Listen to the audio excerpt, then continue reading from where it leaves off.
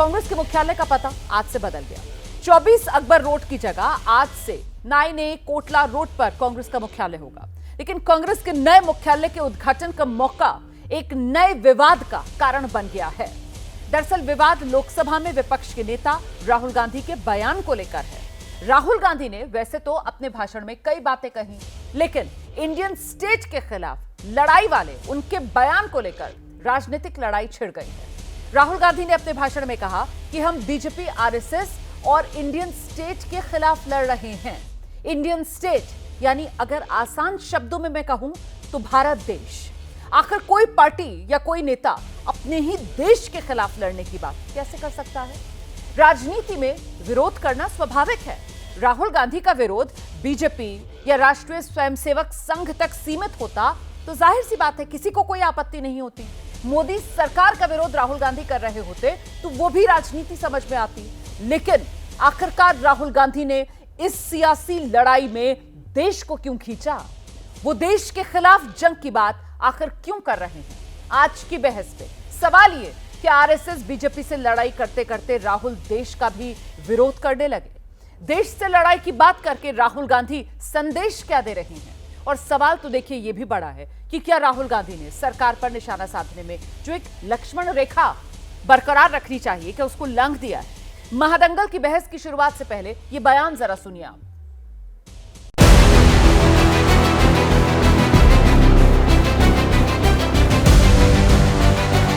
That do not think we are fighting a fair fight. There is no fairness in this. If you believe that we are fighting a political organization called the BJP, that we are fighting a political organization called the RSS, you have not understood what is going on. The BJP and the RSS have captured every single institution of our country. We are now fighting the BJP, the RSS and the Indian state. नेता प्रतिपक्ष भारत का कहता है कि हम Bharat state से लड़ रहे हैं, बल्कि राहुल गांधी देश विरोधी शक्तियां हैं, उनके साथ मंच साझा करते हैं। ऐसा नेता प्रतिपक्ष राहुल गांधी हैं जो आज कलंक हैं, गैर जिम्मेदाराना है।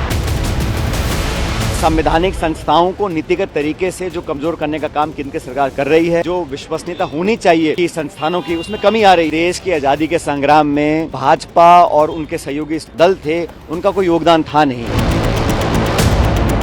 भारत राष्ट्र से लड़ने वालों के लिए भारत में जगह नहीं होनी। देश के विपक्ष का नेता कह रहा है कि वो अपने ही राष्ट्र से लड़ रहा है। पागलपन की इससे ज्यादा इंतहा कुछ नहीं हो सकती। मुझे लगता है ये बालक बुद्धि की जो बात कर रहे हैं, उनको शर्म आनी चाहिए। राहुल गांधी जी को पंजाबी में कहते हैं मत मारी गई है। राहुल जी या कांग्रेस को ये कहने का किसने नैतिक अधिकार दिया है?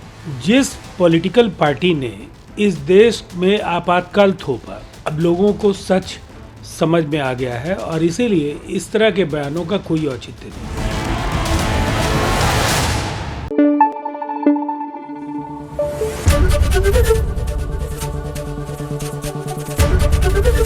एबीपी न्यूज आपको रखे आगे।